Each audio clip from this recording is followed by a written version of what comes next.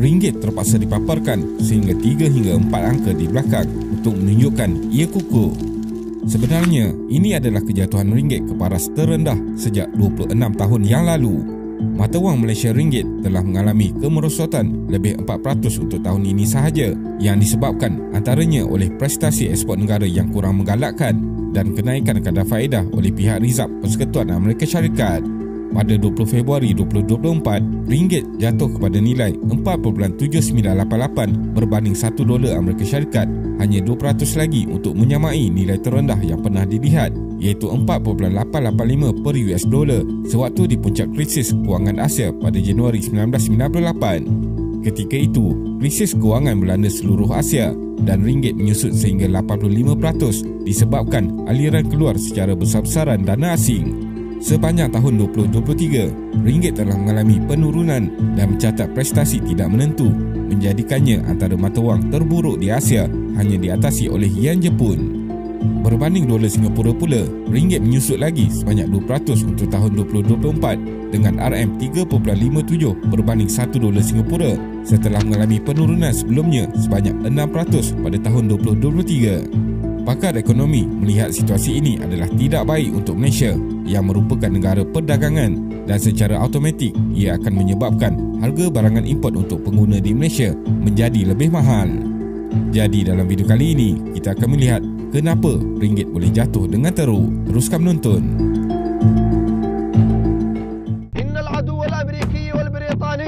American and coalition forces in the early stages of military operations. Saksikan dokumentari eksklusif dari APHD Channel di aplikasi mobile apps. Tiada gangguan iklan dan sekatan untuk semua video di platform ini.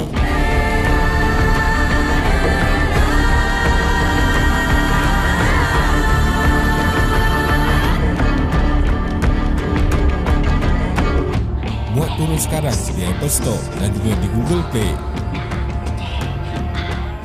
Untuk memahami peningkatan sesuatu mata wang atau ringgit, kita tidaklah perlu menggunakan formula yang terlalu rumit. Sebenarnya, permintaan terhadap ringgit akan berlaku jika pelabur asing ingin melabur di dalam negara dan mereka akan menukarkan mata wang asing dari negara mereka untuk membeli ringgit. Selain itu, jika terdapat permintaan yang tinggi terhadap barangan ekspor dari Malaysia, pembeli antarabangsa juga akan membayar dengan wang yang ditukarkan kepada ringgit. Dan secara mudah, ia akan menyebabkan peningkatan nilai ringgit. Menurut MIDF Research, naik turun ringgit berbanding dolar Amerika Syarikat bukanlah satu-satunya ukuran untuk menilai prestasi mata wang negara secara keseluruhannya serta keadaan makroekonomi Malaysia. Pada 29 Februari 2024, Kementerian Kewangan Malaysia membuat kenyataan untuk tidak menambat mata wang ringgit yang semakin melemah kerana yakin prestasinya akan semakin kukuh pada tahun ini. Namun begitu, terdapat faktor luaran yang tidak dapat dikawal yang menentukan pergerakan mata wang sesebuah negara. Antara sebab utamanya ialah pengukuhan nilai dolar Amerika Syarikat yang berterusan dengan memberi tekanan kepada ringgit. Rizab Persekutuan Amerika Syarikat telah menaikkan kadar faedahnya sebanyak 11 kali sejak Mac 2022 kepada paras semasa 5.25% hingga 5.50% ketika ini. Ini bermaksud pulangan dari pelaburan di Amerika Syarikat adalah lebih tinggi daripada pelaburan di Malaysia dan pelabur berpusu-pusu memindahkan aset pelaburan mereka ke Amerika Syarikat. Ini menyebabkan permintaan terhadap dolar Amerika Syarikat bertambah menyebabkan nilainya meningkat. Bank Negara Malaysia pula terus mengekalkan kadar faedah yang dipanggil kadar dasar semalaman OPR pada 3.0% selepas kenaikan pertama bagi 2023 diumumkan Mei lalu. Pakar ekonomi sering menyebut bahawa perbezaan antara kadar dasar semalaman OPR Malaysia dengan kadar dana Rizab Persekutuan Amerika Syarikat adalah antara faktor utama yang mempengaruhi trajektori ringgit berbanding dolar Amerika Syarikat. Sesebuah negara menggunakan dasar monetari tersendiri untuk mencapai sasaran ekonomi mereka, iaitu dengan mengawal pengaliran wang, kredit dan kos untuk membuat pinjaman yang bertujuan untuk mengawal inflasi, menyediakan peluang pekerjaan atau lain-lain. Oleh itu, dasar monetari boleh memberi kesan kepada nilai mata wang sama ada semakin kukuh atau menyusut. Kadar faedah yang tinggi menarik minat pelabur dan secara langsung meningkatkan nilai mata wang. Ini yang dilakukan oleh Amerika Syarikat untuk mengukuhkan nilai dolar. Akan tetapi, ia telah menekan mata wang terutamanya negara-negara sedang membangun yang lain. Antara faktor lain yang mempengaruhi kekuatan nilai mata wang sesebuah negara ialah aliran dana asing, perdagangan dengan negara luar, dasar tukaran asing, harga komoditi dan situasi geopolitik dunia. Disebabkan ketidaktentuan yang menyelubungi prospek ekonomi China selepas pandemik COVID-19, ia turut menjejaskan mata wang ringgit. Ringgit dan mata wang Asia lain. Mata wang Filipina Peso, Vietnam Dong, Indonesia Rupiah, Thailand Baht menunjukkan kejatuhan berbanding US dollar. Akan tetapi antara kesemua mata wang di Asia, ringgit mencatatkan penurunan terbesar dan hanya diatasi oleh yen Jepun. Hanya dolar Singapura yang menjadi satu-satunya mata wang ASEAN yang tidak mengalami trend penyusutan yang dilihat konsisten sejak pertama kali kadar faedah di Amerika Syarikat dinaikkan pada Mac 2022.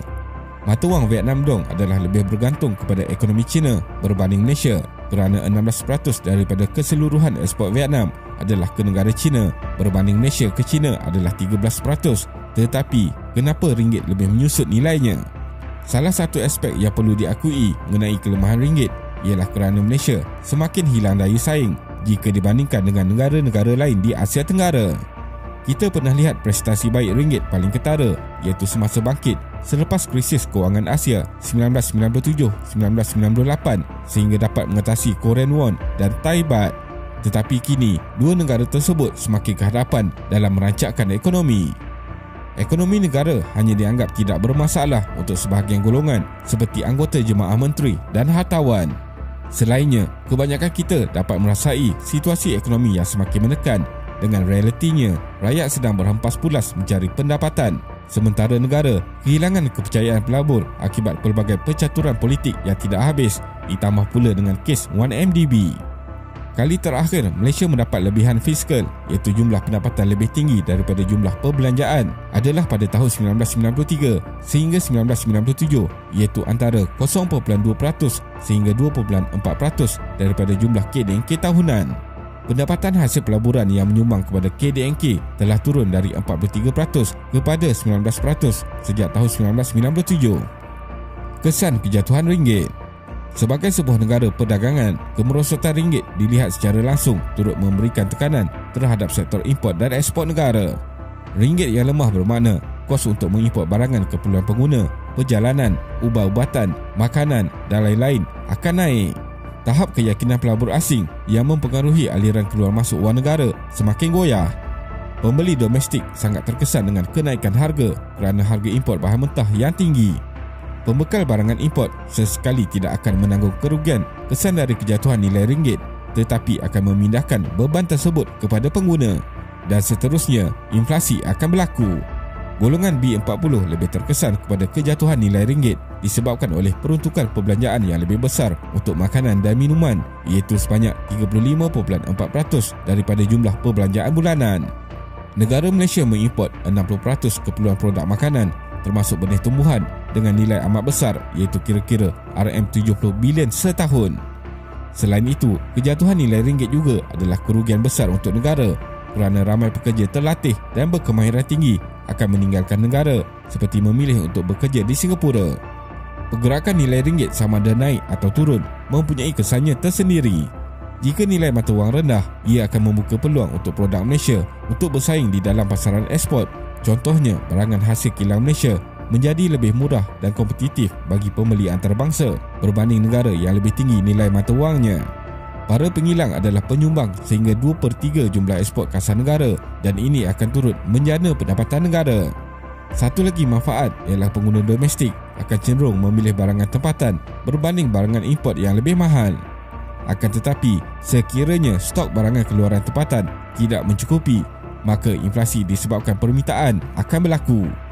Pelancong asing juga mendapat kelebihan yang banyak disebabkan ringgit yang menurun.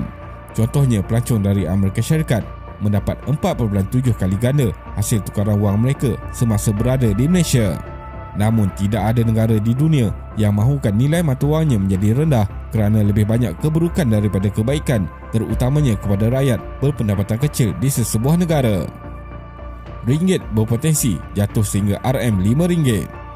Kepantasan penurunan ringgit tidak pernah berlaku sebelum ini, tetapi sekarang ia tidak mustahil. Menurut laporan, pakar ekonomi tidak menolak kemungkinan ringgit mencecah paras RM5 untuk $1 Amerika Syarikat untuk jangka masa sederhana. Pengarah dan ketua MIDF Research menyatakan adalah sukar untuk ringgit mencecah paras 5 untuk $1 Amerika Syarikat, dan seandainya ia betul-betul berlaku, situasi itu tidak akan kekal lama. Pada 15 Mac 2024, Google menyiarkan kadar pertukaran $1 kepada RM4.98 dan pastinya ia mencetuskan fenomena panik dalam negara. Namun selepas itu, pihak Google telah mengeluarkan kenyataan ia adalah satu kesilapan. Laporan seperti ini sebenarnya boleh menyebabkan implikasi yang serius kepada pasaran kewangan negara.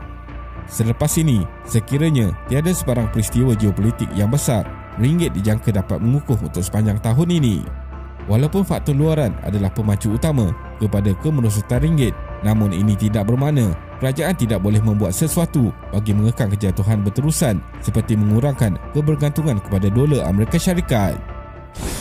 Kesimpulannya, kenaikan atau kejatuhan mata wang ringgit adalah satu isu yang sangat penting kerana ia memberi implikasi yang sangat besar kepada rakyat. Mungkin kesan kepada orang kaya tidaklah begitu dirasai, namun golongan rakyat biasa sedang berjuang kerana kebanyakan harga import, terutamanya makanan, terus naik mendadak.